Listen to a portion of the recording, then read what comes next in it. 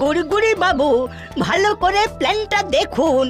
একদম ঝাঁ চকচকে বাজার হবে। এই দিকটা লিফট।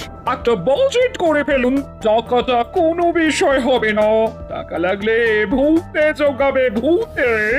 ভূতে টাকা জোগাড় বিক্রি করে? ওগুলোকে বলে কথার কথা, ওগুলোর কোনো ভিত্তি নেই। মানেটা কি মাসি, সেটা তো বলো। ভালো কাজ করতে গেলে পয়সার অভাব হবে না, কোথাও না কোথা থেকে ঠিক পয়সা এসে যাবে। তার মানে ভালো কিছু কাজ করতে হয়। দাদা দাদা, ভালো কিছু করার প্ল্যান কর। আপাতত আমাদের কাজটাতে মন দিয়ে কর। এটা তো তোদের ভবিষ্যতের জন্য করা। এই দেখুন টোটাল খরচ। বুঝলেন ম্যাডাম, আমরা ব্যাংক লোন পেয়ে যাব। সুতরাং আমরা খুব ভালোভাবে মনের মতো করে মার্কেটটা করতে পারবো। কি নাম দেওয়া যায় বলুন তো? বাজার দি গ্রেট। ওয়াও, কি সুন্দর নাম। এবার একটা সুন্দর করে বেশ ভাষা দিয়ে একটা বিজ্ঞাপন লিখতে হবে। ওটা হয়ে যাবে, আমি এক্ষুনি করিয়ে নিয়ে আসছি। কাকে দিয়ে করাবি? সেটাই সেটাই ভাবছি। চল দেখি, রেঞ্জ আছে, ওর থেকে একটু বুদ্ধি নি। হ্যাঁ, এটা ঠিক বলেছিস। চল দাদা। আজকে অঙ্কটা করতে খুব টাইম লেগেছে। ঠিক বলেছিস, এতটা টাইম লাগবে সেটা বুঝতেই পারিনি।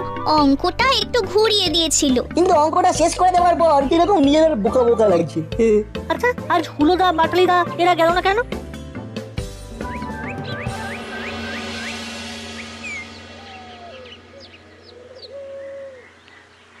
কিরে, এখানে একা একা কি করছিস? প্লেন হাওয়া খাচ্ছিলাম, আর কি করা যায় তার একটা প্ল্যান করছিলাম। মাসি বলে দিয়েছে কাউকে বাজারের ব্যাপারে কোনো কথা না বলতে। আচ্ছা রেঞ্জ, বলতো বাজার নিয়ে একটা সুন্দর লেখা কে লিখতে পারে? এই নাটবল্টু, ওদের ধর। আরে, ওদের সাথে একটু খটামটি হয়েছে। ঠিক আছে, ওদেরকে দিয়ে লিখে দিচ্ছি, তবে কিন্তু আমাকে খাইয়ে দিতে হবে। সে আর বলতে, কি খাবি সেটা বল। আপাতত হরিদার কচুরি। আচ্ছা, তোরা হঠাৎ বাজার নিয়ে পড়লি কেন? আছে আছে, একটা ব্যাপার আছে, সব পরে বলবো।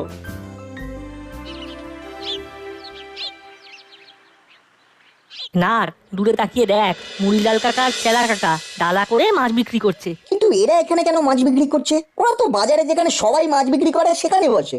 চল তো জিজ্ঞেস করি।